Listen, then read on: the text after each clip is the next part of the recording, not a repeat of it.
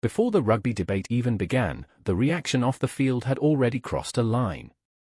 The online abuse directed at Luke Morgan, and even his family, drew sharp criticism, with many pointing to the intensity of the backlash from South African supporters as unacceptable. That was the firm stance of former Test referee Nigel Owens, who addressed both the incident itself and the storm that followed.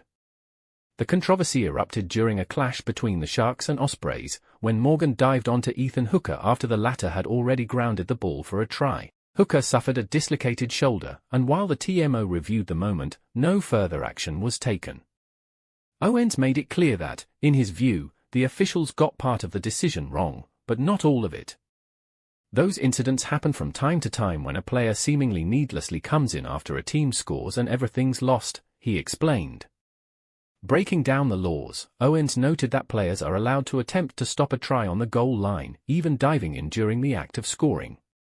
However, once the try is clearly grounded, any late or unnecessary contact becomes illegal. What is illegal, however, is needlessly coming down on a player after they've already scored a try.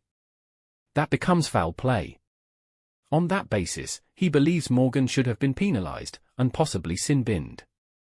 At the very least it should have been a penalty, although I think in this case there's an argument to say it should have been a penalty and a yellow card. However, Owens stopped short of calling for a red card, despite the injury. I don't think it's a red card, you've got to referee the action rather than the outcome. He also urged perspective, suggesting the severity of the reaction was driven largely by Hooker's injury rather than the act itself. If Hooker hadn't have been injured, I'm not sure anyone would have really been talking about it. But while Owens acknowledged the foul play, he was far more critical of what came next. I do think the fallout from it, however, with the abuse aimed at the player, has been totally unacceptable, he said.